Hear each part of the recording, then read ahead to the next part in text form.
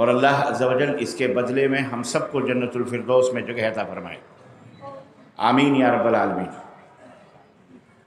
بڑے ادب اور بڑے احترام کے ساتھ اگر میں آپ حضرات کی خدمت میں ایک گزارش کروں، ایک درخواست کروں اور آپ عزت افزائی فرمائیں، تو میں یہ سمجھتا ہوں کہ میرے لیے بڑی سعادت کی بات ہوگی، خوشی کی بات ہوگی کہ واقعی آپ کے اندر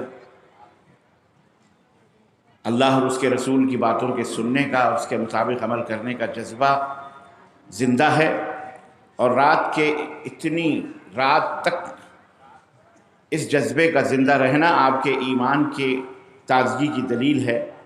اور وہ درخواست یہ ہے کہ ماشاءاللہ دائیں اور بائیں میرے دونوں بازو بڑے مضبوط نظر آ رہے ہیں، ادھر بھی ہمارے احباب کا ٹھاٹھے مارتا ہوا نوجوانوں کا ایک طبقہ، اور بائیں طرف بھی بزرگوں نوجوانوں کا ایک طبقہ موجود ہے۔ بہرحال مسرت اس بات کی ہے کہ بائیں والے کرسی پا کر کے بیٹھے ہوئے ہیں، ہمارے دائیں والے نوجوان بیچارے کھڑے ہوئے ہیں۔ کاش ان کے لیے بھی کرسی ہوتی، لیکن کرسی نہ صحیح تو میں سمجھتا ہوں کہ اگر یہ سامنے جو ہمارے احباب بیٹھے ہیں، آپ کی عزت کے لیے یہ پنڈال بچھایا گیا ہے، آپ یہاں تشریف لا کے بیٹھ جاتے تو میں کچھ دیر آپ حضرات کو کچھ دیتا، نہیں بالکل پیار سے، محبت سے، اخلاق سے میں درخواست کروں گا کہ اہل بڑھتلہ ماشاءاللہ، اہل برہٹ ماشاءاللہ، واقعی ہماری مائیں بہنیں بیٹیاں بھی بیٹھی ہیں، ہمارے بھائی بھی بیٹھے ہیں، بیٹے بھی بیٹھے ہیں، بڑی مسرت کی بات ہے۔ بہت دور بھی لوگ بیٹھے ہوئے ہیں، تھوڑا سمٹ کے آ جاتے۔ ایک حدیث پاک سے میں اپنی بات کا آغاز کروں گا۔ غزوہ تبوک آپ کو پتہ ہے کہ بڑا اہم غزوہ مطلب یعنی اب تو غیر لوگوں کو بھی غزوے کا پتہ ہو گیا ہے، آپ ہی کو نہیں معلوم ہے۔ وہ جنگ اسلام اور کفر کی وہ لڑائی جس میں پیغمبر اسلام حضرت محمد الرسول اللہ صلی اللہ علیہ وسلم خود تشریف لے جاتے ہوں، خود شریک ہوتے ہوں، اس جنگ کو غزوہ کہا جاتا ہے۔ تبوک سعودی عرب کے اندر ایک بہت ہی مشہور شہر ہے، آپ کو معلوم ہونا چاہیے۔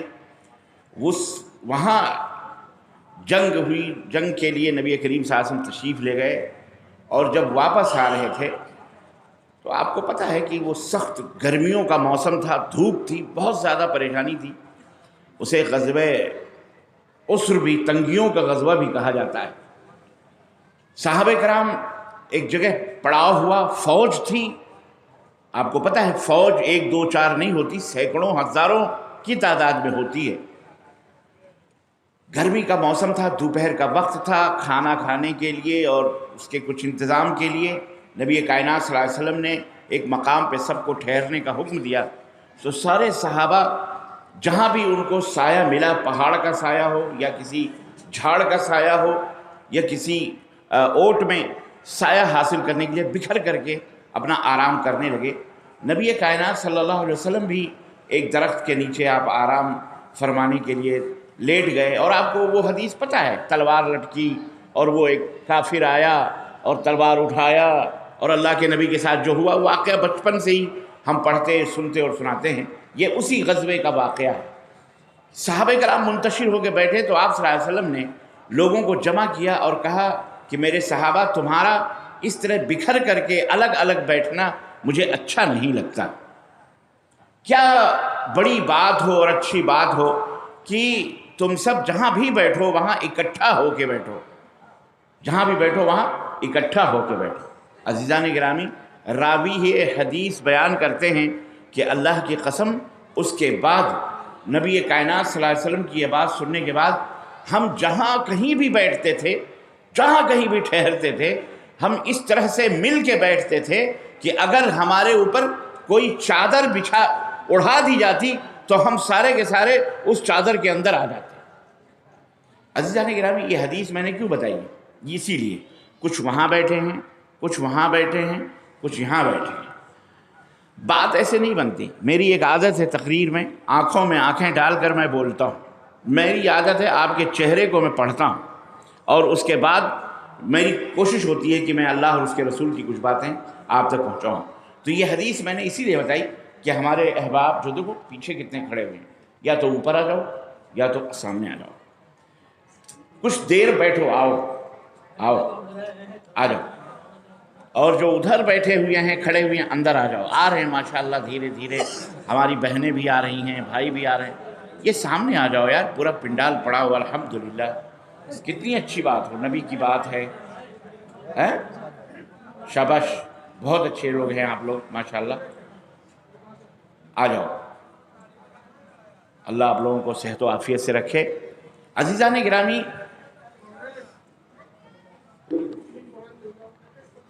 انداز بیاں گرچہ بہت شوق نہیں ہے، شاید کہ اتر جائے تیرے دل میں میری بات، مجھے پتہ ہے کہ الحمدللہ آخری وقت ہے، آپ کا دماغ بھی آدھا سویا ہوا ہے اور آدھا جگا ہوا ہے، لیکن کیا کریں، آپ کو جگانے کے لیے مجھے آپ کے حوالے کیا گیا کہ اب آپ ان کو جگائیے اور ان کے ذہن و دماغ پر کچھ لکھیے اور کچھ ان کو سنائیے، اور آپ کا بیٹھنا یہ ہمارے لیے بہت بڑی دولت ہے، بہت بڑی بات ہے کہ آپ تشریف رکھتے ہیں۔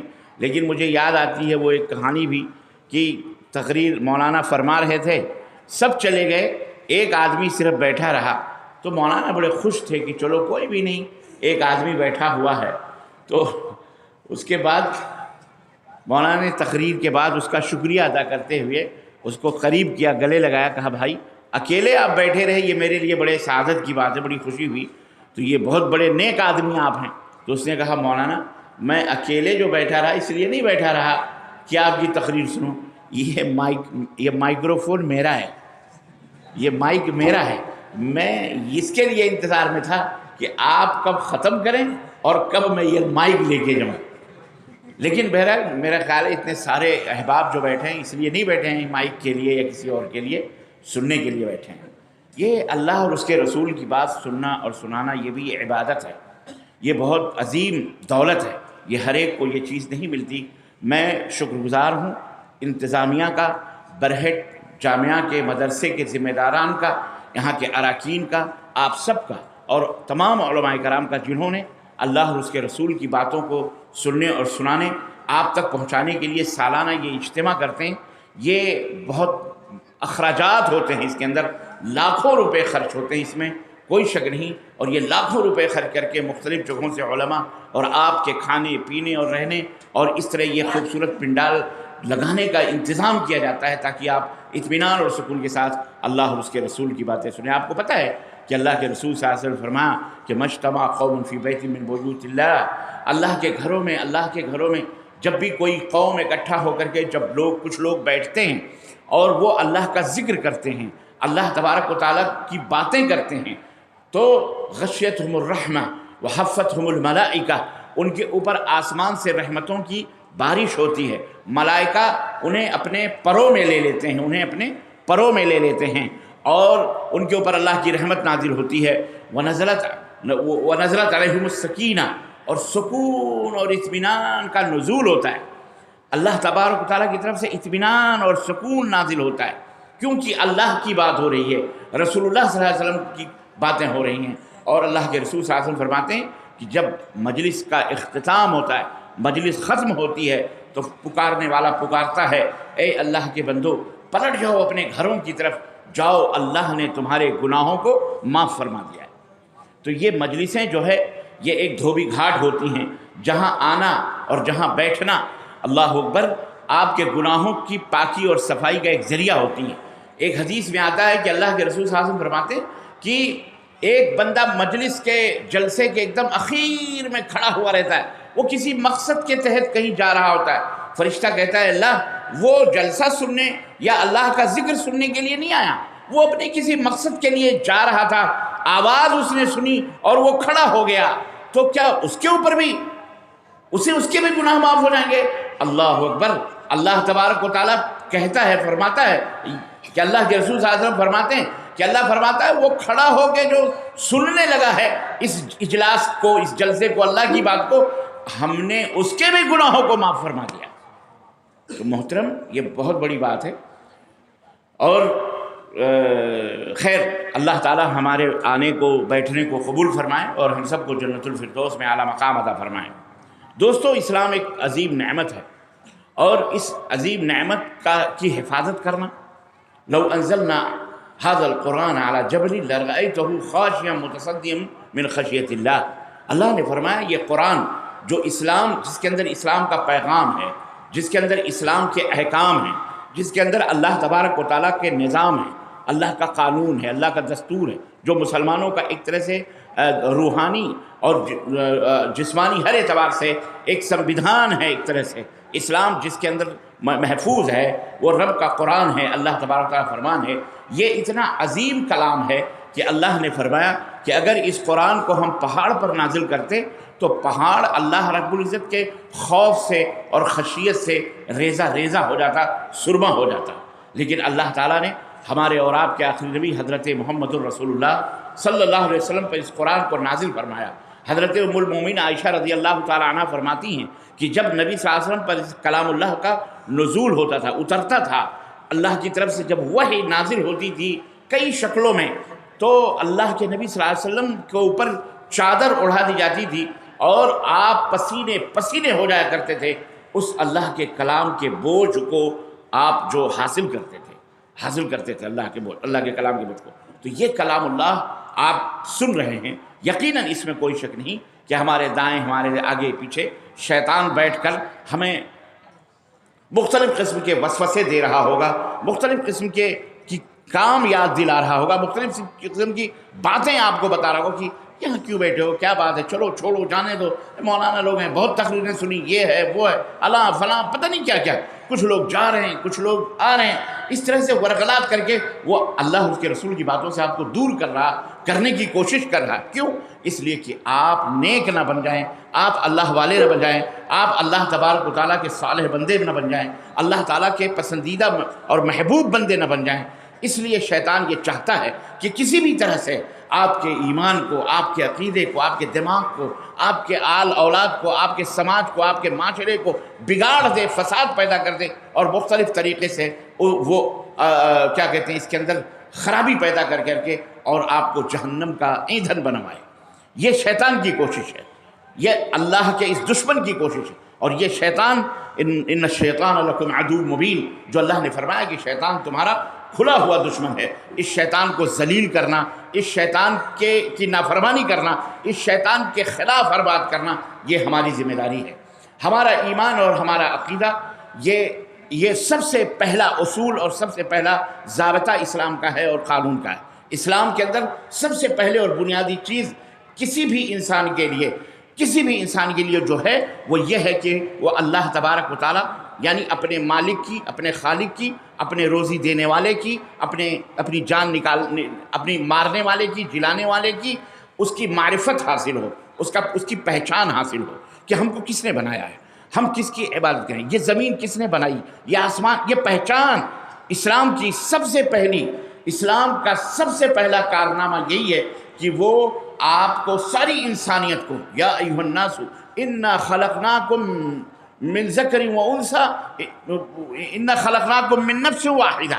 اللہ نے فرمایا کہ اے سنسار کے باسیوں، اے دنیا کے لوگوں، ہم نے تم کو ایک جان سے پیدا کیا، ایک نفس، ایک جان سے، یعنی تم سب ایک جان سے پیدا کیے گئے ہو. یعنی قیامت تک آنے والے جو بھی انسان ہیں، مرد ہوں یا عورت، سب کو اللہ نے ایک جان سے پیدا کیا. آپ کو پتہ ہے وہ جان جس سے اللہ رب العزت نے ہم سب کو پیدا کیا، وہ جان کا نام کیا ہے پتہ ہے؟ بولو سامنے والے. ہاں ماشاءاللہ، دیکھو حضرت آدم علیہ السلام. اور پھر اسی ایک جان سے اللہ رب العزت نے مرد اور عورتوں کو پیدا کیا. اللہ تبارک و تعالیٰ نے عورت کو اسی ایک جان سے، یعنی بابا آدم کی بیوی جو تھی حضرت حوا جن کو کہا جاتا ہے، ان کی حضرت آدم علیہ السلام کی بائیں پسلی سے حضرت حوا علیہ السلام کو اللہ تبارک و تعالیٰ نے پیدا فرمایا. اور پھر ان دونوں سے بہت زیادہ انسانوں کو پیدا فرمائے جو آج اس دھرتی پر ہم اور اس آکاش کے نیچے سب موجود ہیں. اس کو کیوں پیدا کیا اللہ تبارک تعالیٰ نے؟ اللہ رب العزت ان کو کیوں بنایا؟ وما خلقت الجن والانس الا لیعبدون. میں نے انسانوں اور جناتوں کو جو پیدا کیا وہ صرف اپنی عبادت کے لیے میں پیدا کیا ہوں. یعنی ہم اور آپ اس دنیا میں بحیثیت انسان ہماری ذمہ داری یہ ہے کہ سب سے پہلے اللہ کو پہچانیں، اپنے خالق کو، اپنے مالک کو پہچانیں کہ وہ مالک ہے کون اور اس کا حق کیا ہے. جیسے آپ پیدا ہوتے ہیں آپ نہیں جانتے، لیکن آپ کی والدہ گود میں آپ کو رکھ کر کھلاتی ہیں، پالتی ہیں، پوستی ہیں. جتنا آپ بڑے ہوتے ہیں ماں آپ کو سکھاتی ہے، پاپا بولو، ابا بولو، مما بولو، ماں بولو، یہ تمام سب سکھاتی ہے. دھیرے دھیرے دھیرے دھیرے آپ کے اندر پہچان پیدا ہوتی. کیوں؟ وہ بتاتی ہے کہ یہی تمہارا باپ ہے جو تمہیں کما کر اور محنت و مزدوری کر کے لا کر کے تمہیں کھلاتا ہے، پلاتا ہے. یہی اس کا احسان ہے تمہارے اوپر. میں نے تمہیں دودھ پلایا، میرا احسان ہے تمہارے اوپر. اس طرح سے پہچان پیدا ہوتی. تو سب سے بڑا پالنہار، سب سے بڑا مالک و مولا، اس برہمانڈ کا تنہ تنہا مالک کون ہے؟ اللہ تبارک و تعالیٰ، جس نے ہم کو پیدا کیا. یہ ہر انسان کی ذمہ داری ہے کہ وہ اپنے مالک کو پہچانے اور اپنے مالک کی آگیا کا پالن کرے، اپنے مالک کے حکم کی فرما برداری کرے. اللہ رب العزت ہے وہ، اسے کسی بھی زبان میں جہاں کہیں لوگ جس زبان میں مختلف، جہاں دنیا کے مختلف کونوں میں جس انداز سے کہے اسے یاد کریں اور صرف اسی کی عبادت کریں، صرف اسی کی بندگی کریں، صرف اسی کی پوجا کریں، صرف اسی سے فریاد کریں، صرف اسی سے سوال کریں، صرف اسی سے کسی چیز کو مانگیں. دکھ ہو، درد ہو، پریشانی ہو، کوئی بھی چیز ہو، سب اسی اللہ سے سوال کریں. حتیٰ کہ نبی کائنات صلی اللہ علیہ وسلم نے فرمایا کہ اگر آپ کو اپنے جوتے کی نال جو تلہ ہوتا ہے جوتے کا، اگر وہ ٹوٹ جائے اسے بھی مانگنا ہے تو پاک پروردگار اللہ جل شانہ سے اسے مانگا کرو. ایک دفعہ نبی کریم صلی اللہ علیہ وسلم اونٹنی پہ تشریف، اونٹنی جانتے ہیں اس کے اوپر بیٹھنا اور اس کے اوپر اترنا کتنا مشکل کام ہوتا ہے. آپ صلی اللہ علیہ وسلم اونٹنی پر چڑھ گئے، بیٹھ گئے، اور اس کے بعد تھوڑی دیر کے بعد اونٹنی کو بٹھایا. کوئی سامان نیچے گر گیا، صحابہ موجود تھے، لیکن اونٹنی کو بٹھایا آپ نے اور اترے اور اس سامان کو اٹھایا اور پھر اونٹنی پر بیٹھ کر کے اور آپ صلی اللہ علیہ وسلم کھڑے ہوئے. صحابہ نے کہا اللہ کے نبی چھوٹی سی چیز تھی، آپ مجھے حکم دے دیتے، ہم اٹھا کے آپ کو دے سکتے تھے. لیکن پیغمبر اسلام جو توحید کے علمبردار تھے، ایک اللہ کی عبادت کے پر جو ہے دعوت دینے والے تھے، انہیں یہ گوارا نہیں ہوا کہ وہ اس چیز کو بھی اپنے کسی دوست سے سوال کر کے مانگیں، کہیں اللہ تبارک تعالیٰ سے ناراض اتر کر کے اور آپ نے وہ چیز مانگی. تو اللہ تبارک و تعالیٰ سے مانگا کرو، اللہ کو خوشی ہوتی ہے. اللہ خود قرآن میں فرماتا ہے وَإِذَا سَأَلَكَ عِبَادِي عَنِّي فَإِنِّي قَرِيبٌ أُجِيبُ دَعْوَةَ الدَّاعِ إِذَا دَعَانِي. اے میرے حبیب، میرے بندے جنہیں میں نے پیدا کیا، اللہ نے آپ کو پیدا کیا، وہ جب میرے بارے میں تم سے سوال کریں کہ اللہ کہاں ہے، ہم اسے کیسے یاد کریں، ہم اسے کیسے مانگیں، تو انہیں بتا دو کہ جب میرا بندہ مجھ سے کوئی چیز مانگتا ہے، کوئی چیز دعا کرتا ہے، جب سوال کرتا ہے یا مجھے پکارتا ہے کہ اے بار الہ میں گنہگار ہوں، اے بار الہ میں پریشان ہوں، اے اللہ میرے دکھ اور درد کو دور فرما دے، جب وہ مجھ سے مانگتا ہے تو اس سے کہو انی قریب، میں اس سے بہت قریب ہوں. جب وہ مجھے پکارتا ہے تو میں اس کی پکار کو سنتا بھی ہوں اور اسے جواب بھی دیتا ہوں. اللہ اکبر. اللہ آپ کی پکار کو سنتا ہے، جواب بھی دیتا ہے. کیسے جواب دیتا ہے؟ وہ جیسا اس کی شان ہے. یعنی یہ نبی کائنات نے آپ کو بتلایا ہے کہ آپ اپنے مالک و مولا، یہ ہے اسلام کی سب سے بڑی خوبی کہ اپنے مالک کو پہچانو. جو اپنے مالک کو نہیں پہچانتا وہ اپنے آپ کو لاکھ کہے میں مسلمان ہوں. مسلمان کہتے کس کو ہیں؟ مسلمان کہتے کس کو ہیں؟ مسلمان فرما بردار کو کہتے ہیں. جو فرما بردار ہو، اسلم یسلم اسلاما قلادہ در گردن نہادن، اپنے گلے میں پٹا ڈالنا اللہ کی غلامی کا اور اس بات کا پٹا ڈالنا، اس عقیدے کا، عقیدہ جس کا تعلق انسان کے دل سے ہوتا ہے. عقدہ یا عقیدوں کے معنی ہوتے ہیں گرہ لگانا. کوئی چیز، کوئی رسی آپ جس کو لپیٹ کر اور اس میں اندر گیٹھا مارتے ہیں، گیٹھا لگاتے ہیں، اس کو عقد کہتے ہیں، گرہ کہتے ہیں. گرہ لگانا، گیٹھا لگانا، اسی سے یہ عقیدہ ہے. عقیدہ دل کے اندر ہوتا ہے اور اس دل کے اندر یہ گرہ لگانا، یہ یقین رکھنا کہ اللہ ایک ہی ہے، وہی معبود برحق ہے، اسی سے مانگنا ہے، اسی سے. یہ بہت اہم ہے. عقیدہ ٹھوس ہونا چاہیے، مضبوط ہونا چاہیے. کنویں کے اندر آپ رسی ڈال کر پانی نکالتے ہیں، رسی جتنی مضبوط ہوگی اتنا ہی زیادہ پانی آپ کنویں سے نکال سکتے ہیں۔ اگر آپ جو کپڑے سلنے والے دھاگے ہیں، اگر اس دھاگے میں بالٹی یا گھڑا باندھ کر کے کنویں کے اندر ڈالیں اور پانی نکالیں تو آپ سمجھ سکتے ہیں کہ کیا حشر ہوگا۔ کیا وہ بالٹی کا پانی آپ اوپر لا سکتے ہیں؟ بالٹی کا وہ رسی، وہ دھاگا اس بالٹی کا بوجھ برداشت نہیں کر سکتا، اس لیے اس بالٹی کا پانی، اس کا بوجھ برداشت کرنے کے لیے موٹی رسی کی ضرورت ہے۔ عزیزان گرامی، اسی طرح سے آپ کا جو عقیدہ ہے، جو رسی ہے، وہ حبل اللہ مضبوط ہونا چاہیے۔ وَاعْتَصِمُوا بِحَبْلِ اللَّهِ جَمِيعًا وَلَا تَفَرَّقُوا، اللہ کی رسی کو مضبوطی سے پکڑ لو۔ اللہ کی رسی کیا ہے؟ اللہ کی رسی یہ رب کا قرآن ہے، اسے مضبوطی سے پکڑو، اس کے مطابق اپنے ایمان اور عقیدے کو بناؤ۔ مسلمان بھائیوں اور بہنوں، اے مسلمانوں، آپ جس جہان میں رہتے ہیں، آپ جس ملک میں رہتے ہیں، رب کعبہ کی قسم ہے، قدم قدم پر فتنے ہیں، قدم قدم پر آزمائشیں ہیں، قدم قدم پر شیطان نے ڈورے ڈال رکھے ہیں، قدم قدم پر شیطان نے اپنے جال بچھا رکھے ہیں۔ اللہ کی قسم، آپ کا اس اسلام کے اوپر مضبوط اتر جانا، مضبوط رہنا، اور اس کو انتہائی جرت اور ہمت کے ساتھ اسلام کے نظام اور قانون کو مضبوطی سے پکڑے رہنا، اللہ کی فرما برداری کرنا، اللہ کے حکم کی تعمیل کرنا، بڑے ہوں کہ جوان ہوں کہ بچے ہوں کہ بوڑھے ہوں کہ مرد ہوں کہ عورتیں، اللہ کی قسم یہ انتہائی ہمت کی بات ہے اور انتہائی سعادت کی بات ہے اور انتہائی خوش نصیبی اور خوش بختی کی بات ہے کہ آپ جس ملک میں رہتے ہیں چاروں طرف فتنہ ہی فتنہ ہے۔ جناب علی، سعودی عرب کے اندر بیٹھ کر کے نماز ادا کر لینا، روزے رکھ لینا، میں اکثر کہا کرتا ہوں یہ کوئی زیادہ کمال نہیں ہے، جماعت کے ساتھ نماز پڑھ لینا، اللہ کی قسم ہے، میں کہتا ہوں یہ بہت بڑی سعادت کی بات ہے، لیکن یہ بہت بڑا کمال نہیں ہے۔ لیکن ہندوستان کی سرزمین پر مسلمانوں کا اللہ اکبر رب کے قرآن پر عمل کر لینا، اسلام کے نظام کو مضبوطی کے ساتھ پکڑے رکھنا اور اس کے مطابق اپنے بال بچے اور بیوی کی تربیت کرنا، جماعت نماز ادا کرنا، اپنے عقیدے کو مضبوط کر کے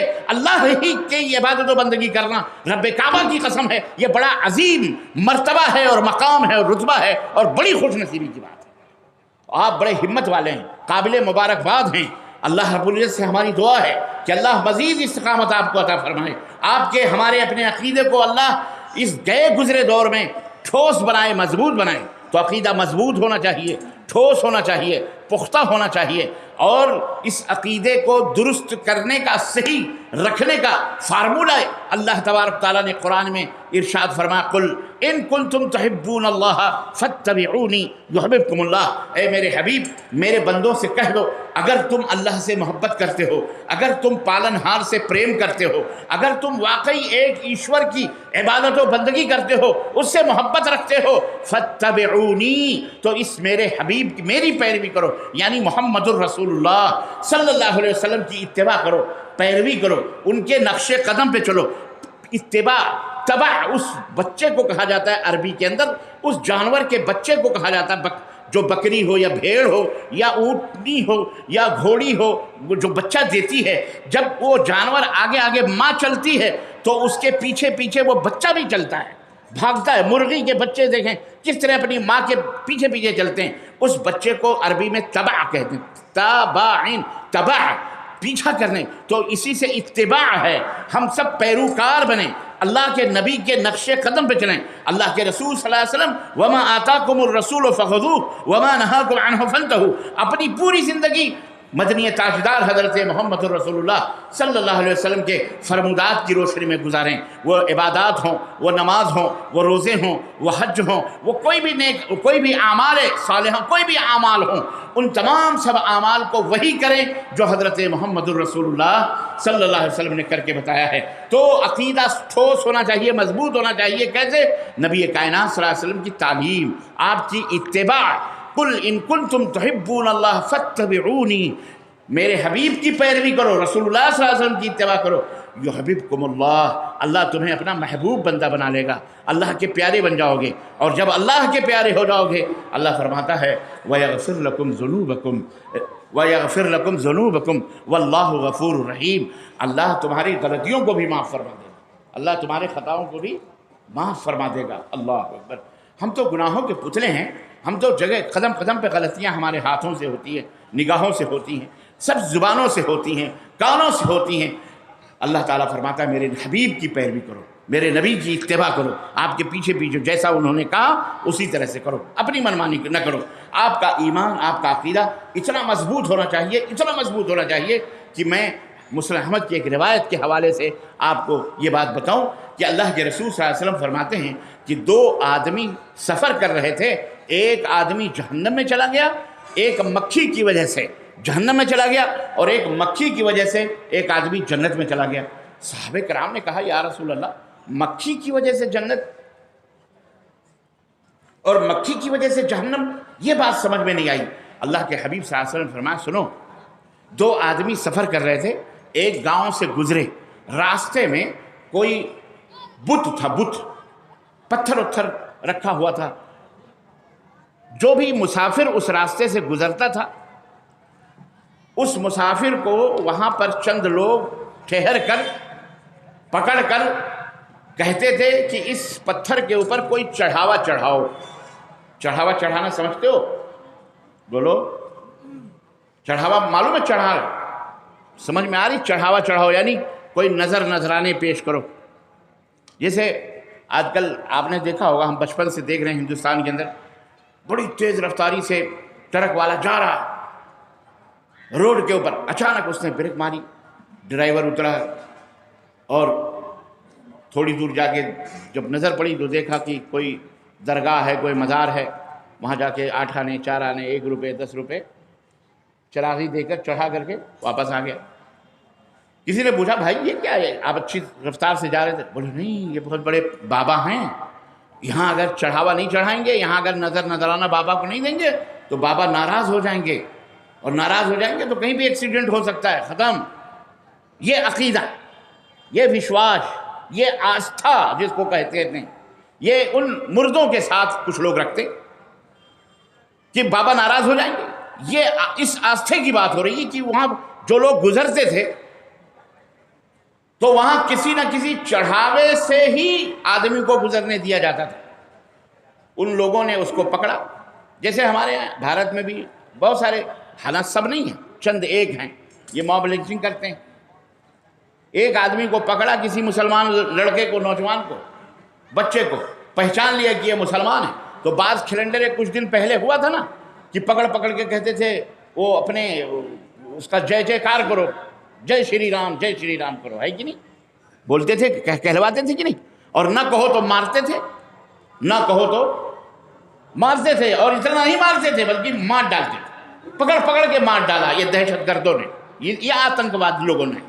اللہ تعالیٰ انہیں ہدایت عطا فرمائے، زور سے بولو آمین۔ اللہ انہیں ہدایت عطا فرمائے۔ سب لوگ ایسے نہیں ہیں، ایسے کچھ آتنکی دہشت گرد ایسے ہمارے سماج میں، ہمارے بھارت کے اندر موجود ہیں جو اس طرح کی حرکتیں کرتے ہیں۔ اللہ تعالیٰ انہیں ہدایت عطا فرمائے۔ کسی کو جان لینے کا حق حاصل نہیں ہے، کسی کو جان سے مار دینے کا حق حاصل نہیں ہے۔ ایسے ہی اس زمانے میں، پہلے زمانے سے چلا آ رہا ہے۔ اور دونوں آدمیوں کو انہوں نے پکڑا، کہا اس پتھر کے اوپر کچھ نہ کچھ چڑھاؤ۔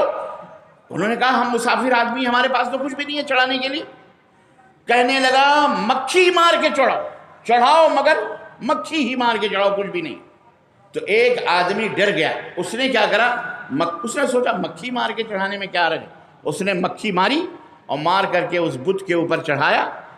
فخلوا سبیلہ، تو اللہ کے رسول صلی اللہ علیہ وسلم فرماتے ہیں اس کے راستے کو لوگوں نے چھوڑ دیا اور کہا جاؤ، ٹھیک ہے، ہو گئی بات۔ اللہ کے حبیب فرماتے ہیں اس کے راستے کو لوگوں نے چھوڑ دیا، مطلب اس کو اجازت دے دی، ٹھیک ہے اس راستے سے گزر جاؤ، چلے جاؤ اپنے منزل کی طرف۔ فدخل النار، تو وہ جہنم میں داخل ہو گیا۔ کہاں داخل ہو گیا؟ جہنم۔ دوسرے کو کہا ہاں جیسے تیرے دوست نے چڑھایا ایسے تو بھی چڑھا۔ اس نے کہا میں اللہ کے سوا کسی کی نظر نیاز نہیں چڑھاتا میں کسی کی نظر نیاز نہیں چڑھاتا میں کسی کا چڑھاوا۔ فقتلوہ، نبی کائنات نے فرمایا لوگوں نے اسے قتل کر دیا، لوگوں نے اسے مار ڈالا، قتل کر دیا۔ اللہ کے حبیب صلی اللہ علیہ وسلم فرماتے ہیں فدخل الجنہ، خون زمین پر گرتے ہی اللہ نے اسے جنت عطا فرمایا۔ استقامت، ان الذین قالوا ربنا اللہ، یہ ہے عقیدہ۔ نبی کائنات نے یہ عقیدہ بتایا، جان چلی جائے گوارا ہے، لیکن اللہ کے ساتھ کسی کو شرک کرنا گوارا، بولو ہاں۔ چوری چماری چکاری بدماشی اللہ جس کے لیے چاہے معاف کر دے، اس کی مرضی ہے، عذاب دے، گناہ سزا دے، جہنم میں ڈالے۔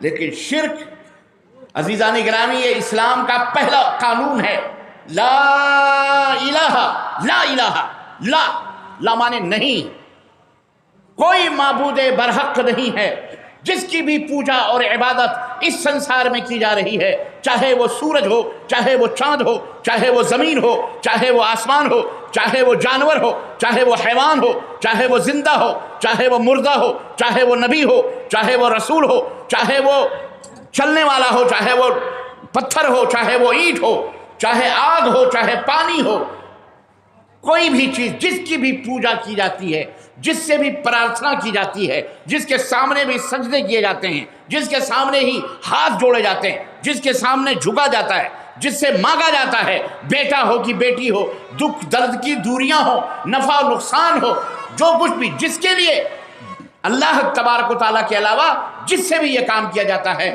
یہ جھوٹے معبود ہیں۔ وہ نبی ہو، رسول ہو، پیر ہو، پیغمبر ہو، ولی ہو، کوئی بھی ہو، انسان ہو، شیطان ہو، حیوان ہو، جانور ہو، کسی کی بھی پوجا، کسی سے فریاد کی جاتی ہے، یہ سب کیا ہیں؟ یہ جھوٹے معبود، یہ معبود ہیں۔ یہ معبود کوئی آسمان سے اترتا نہیں ہے۔ معبود یہ مائک ہے، اس مائک کو میں سجدہ کر لوں، یہ ہمارا معبود بن گیا۔ اس مائک سے ہم نے یہ آستھا جوڑا ہے، مائک میں کتنی آواز ہے، کتنا خوبصورت ہے، کتنا پاور ہے، یہ ہماری آواز کو پورا روڈ تک اور سب پہنچا رہا ہے، یہ اتنا بڑا شکتیشالی ہے۔ بس اب اسی کے سامنے پھول پتیاں چڑھانے لگو، ناریل پھوڑنے لگو، اس کے جلیبیاں بندیاں لا کے مولوی صاحب سے نیاز فاتح کروانے لگو، اور اسی سے فریاد کرو، ہے بابا مائک ہم کو بیٹا دے دے، ہے بابا مائک ہم کو بیٹی دے دے، ہے بابا مائک ہم کو یہ دے دے، ہمارے دکھ۔ یہی معبود ہو گیا، یہی مائک کیا ہو گیا؟ بولو، بڑی آسان لفظوں میں آپ کو سمجھا رہا ہوں۔ یہی مائک کیا ہو گیا؟ معبود کا مطلب یہ نہیں ہوتا کہ اس کے الگ کان، ناک، آنکھ دوسرے کسی شکل کا ہوتا ہے۔ لوگ آخر زمینوں کی بھی پوجا کرتے ہیں، سورج کی بھی پوجا کرتے ہیں، چاند کی کرنے والے اسی دنیا میں کرتے ہیں کہ نہیں کرتے؟ اپنے ہاتھوں سے بناتے ہیں، اپنے پسندیدہ معبود بناتے ہیں اور اس کی پوجا بھی کرتے ہیں، اس کی عبادت بھی کرتے ہیں۔ یہ سب جھوٹے معبود ہیں۔ یہ سب کون ہیں؟ بولو، لا الہ نہیں ہے۔ یہ ہے اصل کمال اللہ کا، یہ ہے۔ بعض لوگ کہتے ہیں دیکھو کسی کو کچھ مت کہو بھائی، کسی کو کچھ مت کہو، صرف میٹھی میٹھی باتیں کر لو۔ اما اسلام کی تو بنیاد سب سے پہلے لا پر ہے۔ لا نہیں، انکار کرو پہلے۔ کیا کرو پہلے؟ انکار۔ کوئی معبود برحق نہیں، کوئی سچا معبود نہیں، الا مگر اللہ۔ نبی کائنات صلی اللہ علیہ وسلم مکے کی زندگی میں 40 برس تک، پیدا ہونے سے لے کر 40 برس تک آپ صلی اللہ علیہ وسلم نے لوگوں کے درمیان آپ نے زندگی گزاری، اور آپ کو جو خطاب ملا امانت کا، دیانت کا، صداقت کا، سچائی کا، امانت داری کا، پاک بازی کا، کہ سب سے خوبصورت، سب سے بہترین پاک باز نوجوان ہیں محمد صلی اللہ علیہ وسلم۔ 40 برس تک، یہاں تک کہ قبائل کے اندر ایک دفعہ جھگڑا ہوا، خانہ کعبہ کو تعمیر کیا گیا، جھگڑا ہوا کہ یہ حجر اسود جو پتھر جنت سے آیا ہوا، اس پتھر کو کونے میں لگانا ہے، کون لگائے گا؟ ہر آدمی کہتا تھا میں لگاؤں گا۔ وہ قبیلے کا سردار، نہیں میں بڑا ہوں، میں لگاؤں گا۔ وہ کہتا نہیں میں بڑا ہوں، میں لگاؤں۔ وہ کہتا وہ میں بڑا مالدار ہوں، میں اس پتھر کو اس کی جگہ پہ لگاؤں گا۔ آخر لوگوں نے کہا نہ ہم، نہ تم، نہ کوئی اور۔ ایسا ہے کہ صبح سویرے خانہ کعبہ میں جو پہلا بندہ حاضر ہوگا وہی اس پتھر کو وہاں لگانے کا حقدار ہوگا، اس کی جگہ پر۔ اللہ اکبر۔ صبح ہوئی، دوڑے بہت سارے لوگ آئے، لیکن اس سے پہلے ہمارے اور آپ کے پیارے نبی حضرت محمد الرسول اللہ، زور سے کہو صلی اللہ علیہ وسلم، خانہ کعبہ میں موجود تھے۔ لوگ چیخ پڑے، ہم میں امانت دار، ہم میں سب سے زیادہ سچ بولنے والا، سب سے زیادہ امانت دار موجود ہے، اب یہی پتھر اٹھا کر کے حجر اسود کو اس کی جگہ میں لگانے کا، اس کونے میں لگانے کا حقدار ہے۔ اللہ اکبر۔ سبوں نے مل جملہ یہ فیصلہ کیا، لیکن سرور کائنات حضرت محمد الرسول اللہ صلی اللہ علیہ وسلم اس وقت نبی نہیں بنائے گئے تھے، آپ کو حکم نہیں دیا گیا تھا کسی بات کا۔ آپ نے ایک چادر منگائی، اور چادر منگا کر کے اس میں خود سے حجر اسود کو رکھا اور قبیلے کے تمام سرداروں سے کہا کہ اس چادر کو کونے کو پکڑو، اٹھاؤ اور اٹھا کر کے وہاں تک لے چلو تاکہ تم سب کو اس میں اجر ملے، ثواب ملے۔ سب کی خواہش تھی۔ اچھا ایک بات غور کریں تھوڑی دیر کے لیے، یارو یہ عجیب و غریب کافر اور مشرک تھے کہ پتھر حجر اسود کو اٹھا کر اس کی جگہ میں رکھنے کے لیے اتنے اتےجت تھے، وہ اتنے اپنے آپ کو خوش نصیب سمجھتے تھے، اتنا بڑا اجر اور ثواب پانے والا خود کو سمجھنے لگے تھے۔ حالانکہ وہ کون تھے؟ وہ کون تھے؟ بولو، مسلم تھے؟ بولو، کمال ہے، بولو، مسلم تھے؟ کفار تھے، مشرک تھے۔ یہ عجیب و غریب کفار و مشرک تھے جن کے دلوں میں خانہ کعبہ کا احترام تھا، عزت تھی، جن کے دلوں میں حجر اسود کی عزت تھی، جن کے دلوں میں جو خانہ کعبہ کا طواف بھی کرتے تھے، اس کی جاروب کشی بھی کرتے تھے، جھاڑو بھی مارنے کو اپنا شرف سمجھتے تھے، آب زمزم حاجیوں کو پلانے کے لیے سعادت سمجھتے تھے۔ یہ ابھی نبی صلی اللہ علیہ وسلم نبی نہیں بنائے گئے تھے، اس سے پہلے ہی وہاں حج ہوتا تھا، کفار بھی حج کرتے تھے، مشرکین مکہ بھی حج کیا کرتے تھے۔ اللہ اکبر، یہ عجیب و غریب مشرک تھے، اور اس دور کے مشرکوں سے تو کہیں زیادہ اسٹینڈرڈ مشرک تھے۔ آج تو خود اپنے پیدا کرنے والے کو آدمی گالی دے دیتا ہے، مارتا ہے، اس کو برا بھلا کہتا ہے، اور ایسے لوگوں سے کیا امید؟ اپنے ماں باپ جن کو دیکھ رہے ہیں انہی کو لات مار رہا ہے، تو اللہ کو اگر گالی دے، اللہ کے کلام کو اگر برا بھلا کہے، اللہ کے نبی کو برا بھلا کہے، تو یہ کوئی بہت بڑی بات نہیں ہے۔ ایسے ایسے ناشکر انسان موجود ہیں، منش موجود ہیں اس سنسار کے اندر۔ تو الغرض کہنے کا مطلب یہ ہے کہ وہ سماج، وہ ماحول جو اللہ کے نبی صلی اللہ علیہ وسلم کے زمانے کا تھا، اللہ کے رسول صلی اللہ علیہ وسلم اتنے بڑے امانت دار کہ پھر اللہ کے نبی نے حجر اسود، اس رسول کے بارے میں ان کا یہ اعتماد تھا کہ ہاں ہمیں سب سے نیک۔ لیکن وہی رسول جب نبوت کے تاج سے سرفراز کیے گئے، آپ کو نبوت کا اعلان کرنے کا حکم دیا گیا، آپ کو رسول بنایا گیا، اس رسول سے کہا گیا فاصدع بما تؤمر، اے میرے حبیب اب میں نے جو تمہیں وحی کی ہے، جو کلام دیا ہے، میری جو گفتگو ہے، میری جو بانی ہے، میری جو بات ہے، یہ بات میرے بندوں تک پہنچاؤ۔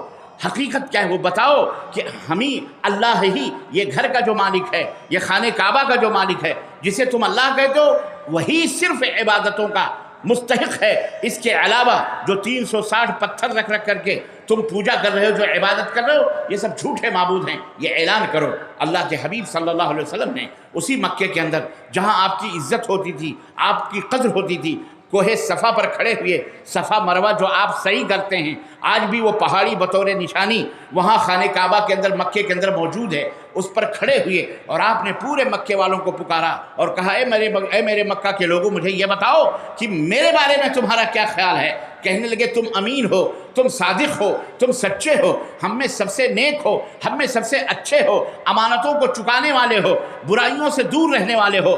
کہنے لگے اچھا ایک بات بتاؤ، اگر میں تم سے یہ کہوں کہ اس پہاڑی کے پیچھے میں کھڑا ہوں، اوپر میں دیکھ رہا ہوں کہ ایک بہت بڑی فوج ہے، ایک بہت بڑا لشکر ہے جو صبح سویرے مکے کو مٹانا چاہ رہا ہے، مکے کے لوگوں کو ختم کر دینا چاہ رہا ہے، قتل کر دینا چاہتا ہے، اور یہاں تیار کھڑا ہے، تم نہیں دیکھ رہے، تو کیا میری بات پر یقین کرو گے؟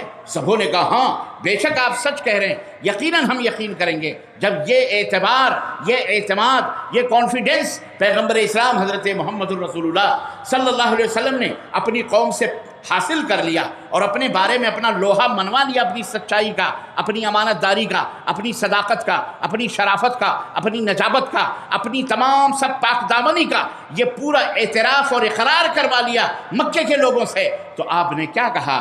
آپ نے کہا میری قوم کے لوگوں، میں اللہ کا رسول بن کر کے آیا ہوں، میں تمہیں ایک پیغام بتاتا ہوں، قولوا لا الہ الا اللہ تفلحوا، قولوا لا الہ الا اللہ تملک العرب والعجم۔ اے میری قوم کے لوگوں، اے مکے کے لوگوں، لا الہ الا اللہ کا کلمہ پڑھ لو، لا الہ الا اللہ کا اقرار کر لو، لا الہ الا اللہ کہہ لو کہ نہیں ہے کوئی معبود حقیقی سوائے ایک اللہ کے، رب کعبے کے رب کی قسم ہے، تفلحوا، کامیاب ہو جاؤ گے، خوش نصیبوں میں شمار ہوگے، اللہ کے محبوب بندے بن جاؤ گے۔ یہی نہیں، تملک العرب والعجم، عرب و عجم کی بادشاہت، اس کی ملوکیت، اس کی حکومت، حکمرانی تمہارے قبضے میں آ جائے گی اور اس کی حکومت کی چابیاں تمہارے قدموں میں آ جائیں گی۔ لا الہ الا اللہ پڑھو۔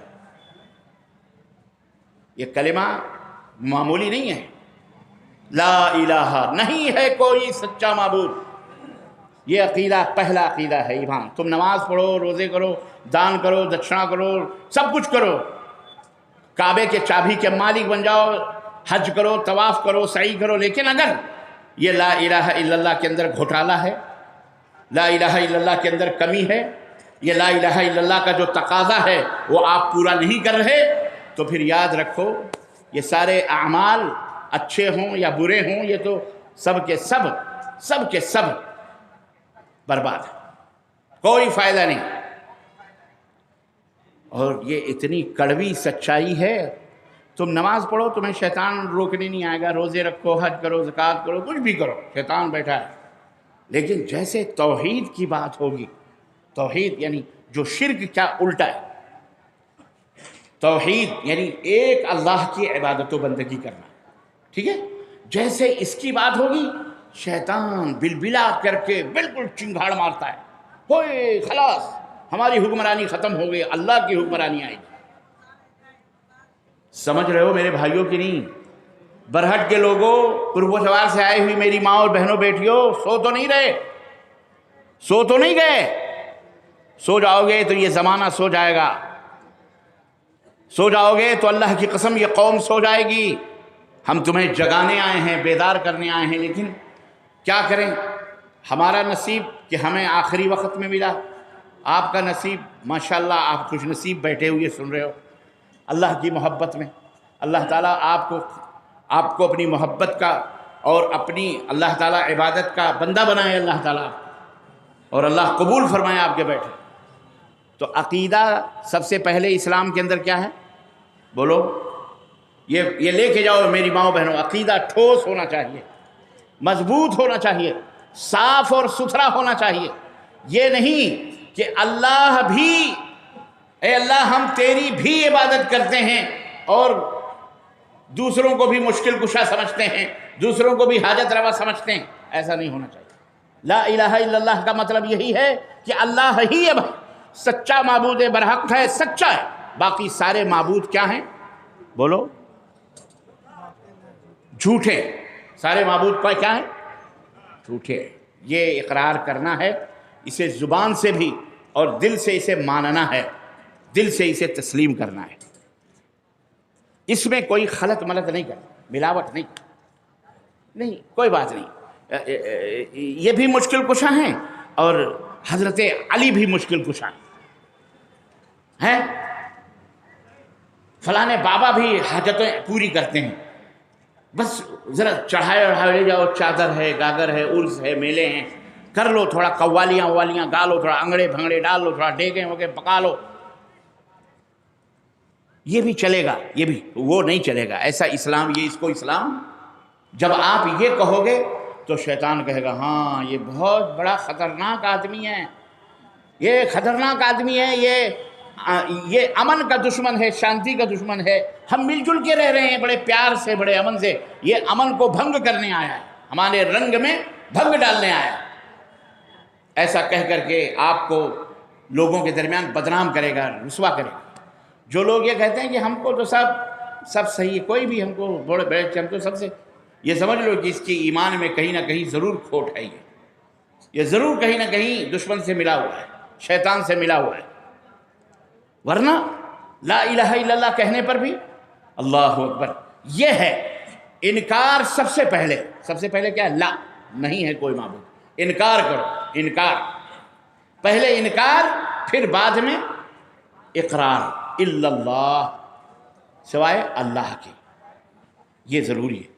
میں اکثر مثال میں یہ بات کہا کرتا ہوں کہ اگر کوئی کنواں ہے، کنواں اس لیے کہ آپ لوگوں کے برہٹ میں بہت سارے کنویں میرے راستے میں دیکھے جھارکھنڈ میں، یا حوض ہے پانی کا، اس میں اتفاق سے کتا گر گیا، پانی جس سے آپ پیتے تھے، حوض جس سے آپ پانی لیتے تھے، اس میں کیا گر گیا؟ کتا گر گیا۔ مفتی برہٹ کے پاس آپ آئے اور انہوں نے کہا مفتی صاحب فتویٰ دے دیجئے کہ وہ کنویں کا پانی اب پاک ہے کہ ناپاک ہے؟ مفتی صاحب نے کہا ناپاک ہے. کہا کیا کرنا پڑے گا؟ کہا پورا کنویں کا پانی نکالنا پڑے گا. اب رات بھر آپ برہٹ کے لوگ مل کر بورویل لگا کر یا ہاتھ سے کیسے بھی انہوں نے پورے کنویں کا پانی نکالا، باہر کیا، اور پھر نیا پانی ڈالا اس کے اندر. مفتی صاحب کے پاس آئے، کہنے لگے مفتی صاحب چل کے دیکھیے، ہم لوگوں نے رات بھر بڑی محنت کر کے پورا کنویں کا پانی نکالا ہے اور نیا پانی ڈال دیا ہے. مفتی صاحب تشریف لے گئے، دیکھا جھانک کے تو کہا واقعی محنت تو انہوں نے کی ہے، پورا پانی تو نکالا ہوا ہے، نیا پانی ڈالا ہوا ہے، لیکن وہ کتا ابھی بھی وہیں رکھ پڑا ہوا ہے، کتے کو انہوں نے نہیں نکالا ہے. تو آپ یہ بتائیے کہ کنواں پاک ہو جائے گا؟ بولو. مفتی صاحب کہہ دیں گے ہاں ہاں چلو کوئی بات نہیں، کنواں پاک ہے، پانی پاک ہے، پینے لائق ہے؟ نہیں، ہرگز نہیں پاک. بلکہ یہ کہا جائے گا کہ اللہ کے بندے کتا تو وہیں پڑا ہوا ہے، اب کتے کو پہلے نکال پھر پانی نکال. اب وہ کہہ رہے ہیں ہم نے بڑی محنت کی، پورا گاؤں پوری بستی مل کر کے پورے کنویں کا پانی، اب یہ کیا ہوا؟ اتنی محنت ہم نے، اتنا عمل کیا، اتنی محنت کری، یہ کیا؟ تو مفتی صاحب کہہ دیں گے کہ نہیں کوئی بات نہیں، تمہارا عمل بہت اچھا ہے، قابل قبول ہے، چلو اس کو دیکھ کر کے کنواں پاک ہے، رہنے دو جیسا ہے. ایسا کہہ دیں گے؟ نہیں، کہیں گے تمہارا یہ محنت کرنا، تمہارا یہ عمل بیکار ہے، ضائع ہے، کچھ بھی. عزیزان گرامی، ایک مثال ہے، شرک کا یہی حال ہے. وہ بڑے بڑے مفتیان جو پگڑ باندھ کر کے تمہیں درگاہ مزار نہ جاؤ، لیکن ہی بیٹھے بیٹھے یا فلانے یا ڈھکانے یا بابا یا پیر پیرا ہرو، یہ بیعت، وہ قادری، وہ چشتی، وہ نقشبندی، وہ سلسلے جو ڈھونگ رکھتے ہیں، یہ ڈھونگی ہیں، پاکھنڈی ہیں. یہ لا الہ الا اللہ کے خلاف لوگ ہیں. یہ وہ شیاطین ہیں جو اس کلمہ لا الہ الا اللہ کو، جو پاک کلمہ ہے، اسے ناپاک کرنے کی جد و جہد میں لگے. بات سمجھ میں آئی؟ کھلی بات ہے، یہ کھلی بات ہے. اس کے لیے پھانسی کے پھندے بھی چڑھاؤ. یا معاذ لا تشرک باللہ وَإِن قُتِّلْتَ أَوْ حُرِّقْتَ. نبی کائنات نے اپنے صحابی سے کہا تھا، معاذ بن جبل سے، کہ اے معاذ تیری بوٹی کر دی جائے، یا تجھے کھولتے ہوئے یا جلتے ہوئے انگاروں میں ڈال دیا جائے. لا تشرک باللہ، لیکن اللہ کے ساتھ کسی کو شریک نہ کرنا، اللہ کے ساتھ کسی کو ساجھیدار یا پارٹنر نہ بنانا. اللہ ہی مشکل کشا ہے، حاجت روا ہے، اللہ ہی مددگار ہے، اللہ ہی روزی رساں، اللہ ہی مارنے والا جلانے والا وہی ہے، اسی سے مانگو، کسی اور سے سوال نہ کرنا، بھلے تجھے ٹکڑے ٹکڑے کر دیے جائیں. اباں ادھر گردن کٹے گی، ادھر جنت تمہارے لیے منتظر ہوگی. نبی کائنات نے مثال دے کر کے سمجھایا. مکھی مار کے چڑھایا، جہنم میں گیا، زندہ رہا. بہت سارے لوگ نام بدل کر کے رضوی سزوی تیاگی بنتے ہیں. کہاں جائیں گے؟ بولو. کنورٹ ہو رہے ہیں بیٹے، جاؤ، کوئی بات نہیں، ہمارے باپ کا کیا آتا ہے، یہ اسلام. لا اکراہ فی الدین، دین میں کوئی زور زبردستی نہیں.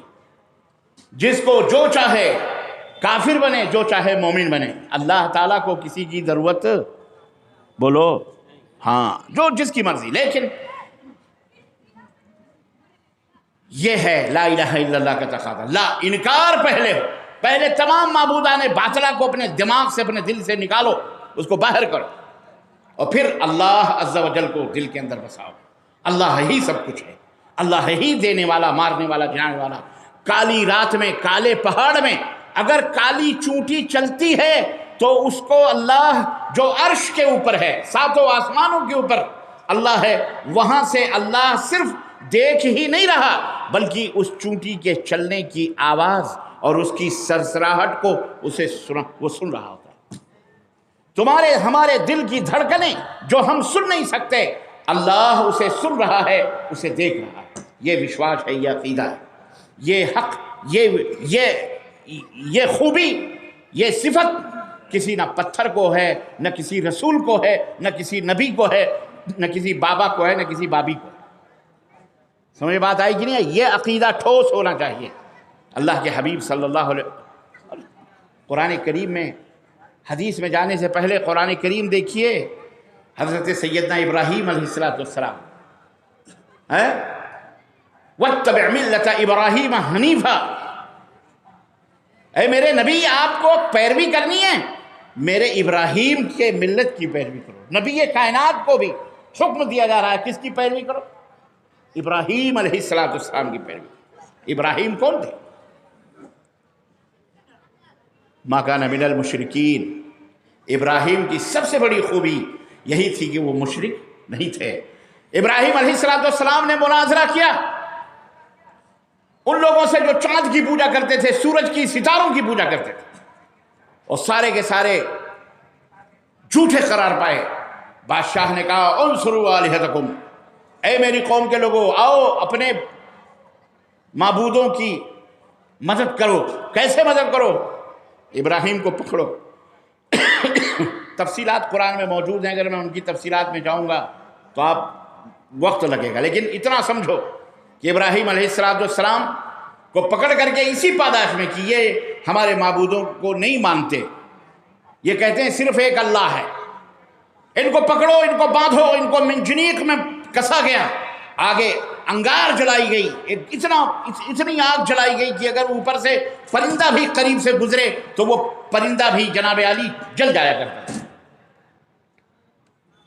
ابراہیم علیہ السلام کو اس میں ڈالنے کے لیے بٹھایا گیا منجنیق پر، توپ کی طرح، اکیلے حضرت ابراہیم علیہ السلام، اکیلی جان۔ وہاں اللہ رب العزت آزما رہا ہے اپنے بندے ابراہیم کو۔ حضرت جبریل سے کہا جبریل جاؤ، اس وقت آگ شباب پر ہے، بھڑکی ہوئی ہے، اور ابراہیم کو اس آگ میں لوگ ڈالنے والے ہیں، جاؤ ذرا ایمان کو ٹٹولو، دیکھو کہ ابراہیم کہیں ایسا تو نہیں کہ خوف زدہ ہیں، ڈر رہے ہیں۔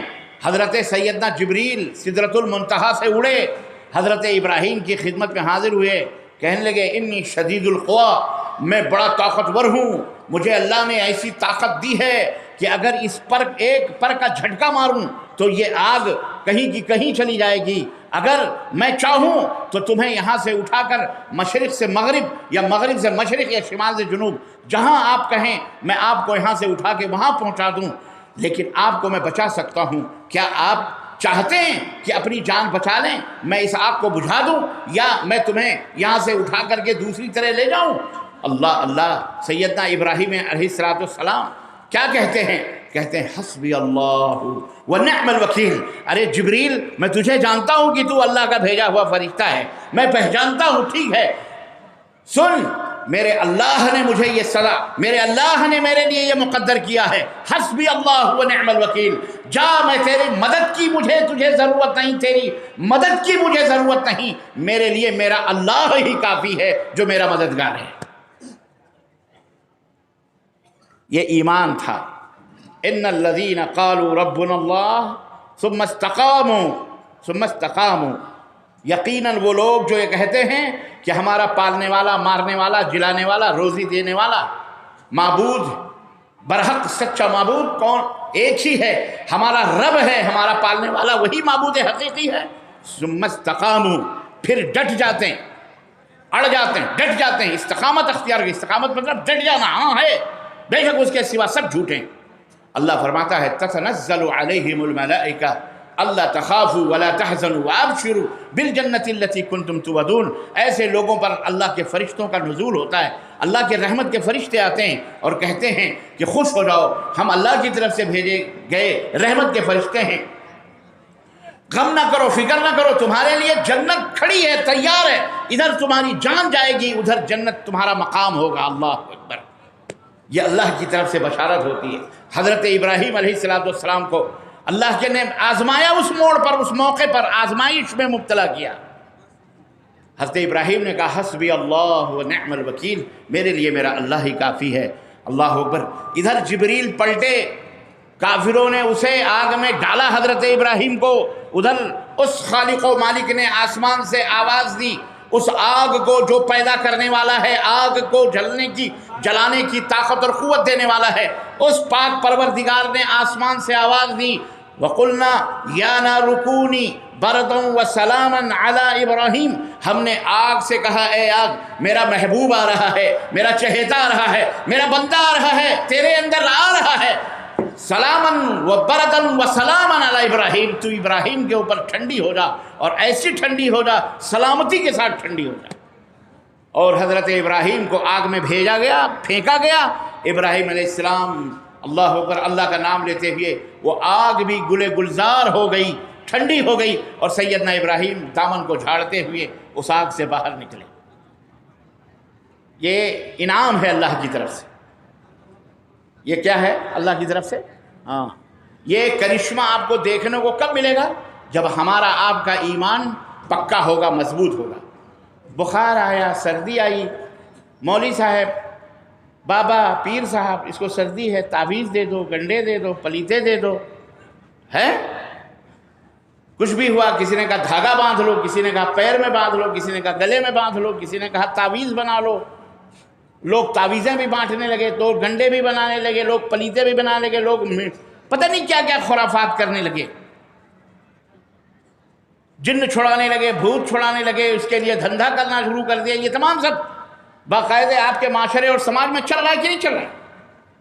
یہ سب کے ساتھ شرک کی طرف لے جانے والے اعمال ہیں، یہ سب اللہ کی طرف اللہ سے بغاوت کرنے والے اعمال ہیں، یہ سب شیطانی ہتھ کنڈے ہیں جو دھیرے دھیرے آپ کو شیطان کی پوجا اور اس کی عبادت میں لے جا رہے ہیں۔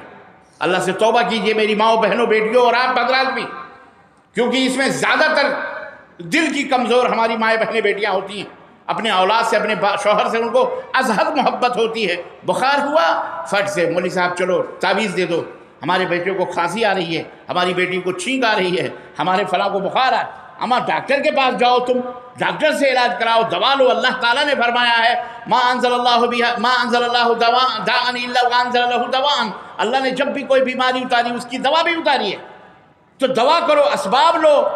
اللہ تعالیٰ نے حکم دیا ہے، رسول نے حکم دیا ہے، دوا کرو، اپنے مریضوں کی دوا کرو، علاج کرو۔ اللہ کے نبی نے حکم دیا، خود اللہ کے نبی نے بھی اپنا علاج کیا ہے، تو اس طرح کا علاج کرو، نہ کہ جا کے تعویذ اور گنڈے اور پلیتے کرو۔ یہ تمام سب چیزیں یہ شرک باللہ کی طرف لے جانے والی چیزیں۔